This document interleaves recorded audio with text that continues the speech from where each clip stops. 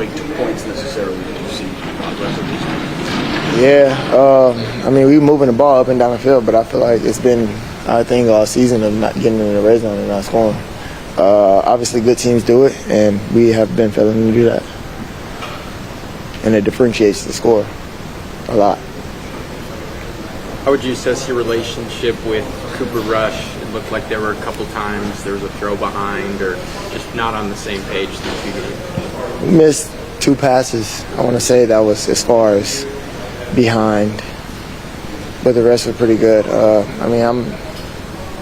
I feel like he's going to be better. I mean, throughout the, as the season goes and progresses, you could tell that he's gotten better from week 1 to week 2 for him as far as starting. So the confidence is there for him. Happy for him. Obviously, we're moving the ball, but at the end of the day, we still got to score. We still got to win the game. You think that's a way to have more success? Absolutely. The more we get involved with the game, we'll open up the offense for the running game. Obviously, for us, on the outside as receivers, we got to create lanes on the outside for the running backs. So when they do break, they have a big game. And then, with that being said, we can complement them by having an explosive play, and then we get in the end zone. Unfortunately, we haven't been doing that, putting our pieces together. We don't really have it figured out right now, and that sucks. Steve, you've not been through this really before, maybe your rookie year, but how do you cope with it? It sucks, to be honest. I mean, it's not so much coping, it's moving on to the next one. I mean, you can't dwell on it. I mean, what happens in the past is now in the past. And we're going to go look at this film, correct what we need to, and we got to go out there and play better. Get in the end zone. We get in the end zone, we have a whole different conversation. We've talked to you many times about leadership. We're in this losing streak, Dak's gone. What are you learning this season about leadership? Obviously, everybody is looking to embarrass us, right? They have their opportunity. When they do, they try to, put us out.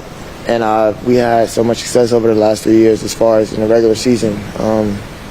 It's starting to bite us right now. So for us, we got to find ways. We got to find ways to gel together, play together, and finish this thing out. So with us, I mean, we got to go out there and play hard, bro. We got to play for the guy that's next. I mean, lining up next to us, to our left and our right, and then just put them before yourself. You know what I'm saying? It's not so much selfishness. It's about being selfless, and I feel like at that moment, that's when we'll play better. We'll gel together, and everything will take care of itself. I mean, we can't be selfish in a time like this.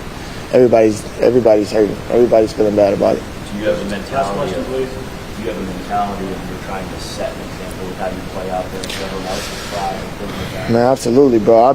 Throughout the weeks, everybody knows. Everybody on my team knows. I mean, I'm going through situations as far as with my body, but does that stop me from going out there and playing my heart out for these guys? No, absolutely not. So with that, man, I take pride in what I do. I take pride in my game, and I take pride in playing for the fans and everything in between. So with that, man, every week I'm not coming out here playing to lose. So whoever that is lining up in front of me, just expect the best out of me every single time. Sorry, there's a lot of season left for you guys. 7 games, several practices left. Right. Apart from the wins and losses aspect of it, are there things that you can point to that you guys can, as a team, as a locker room, as an organization, utilize this time if there isn't necessarily a comeback in the offing, you can find the auxiliary? It's not so much dwelling. I look at this as an opportunity of growth because I know it's going to be, like my rookie season, bro. We went 6-10. And I know every year after that it was pressure for everybody. So with that, I know that the world doesn't end this year. You know what I'm saying? Unfortunately, it didn't happen the way that we wanted to. But for us to come out here, and we got to learn from these things. We got to learn that obviously not scoring touchdowns in the red zone is going to kill us. We're going to lose games. Turning over the ball does not go with not getting first downs, moving the ball. So you can't really take all these steps back and expect to win. For us as an offense, I feel like the defense at the first half, they played lights out. And quite honestly, I take it real personal for us to be the reason that we really losing in these blowout games, because if you look at it, granted, they giving up a lot of points, but, bro, we were scoring 9 points a game. And everybody should take accountability in that, myself included, because obviously I'm obviously the one here. And I wear that on my sleeve, and I know I got to get in the end zone. So for me, it's getting better at what I do in my craft and getting in the end zone for us. Thanks, Ceedee. Tyler was talking about Dak being here. How much does that mean to you that Dak is here? It means a lot, bro. It shows his selflessness, and that speaks volume of the person, the player, and the leader that Dak is. We appreciate him, and he knows that, and I'll see him again.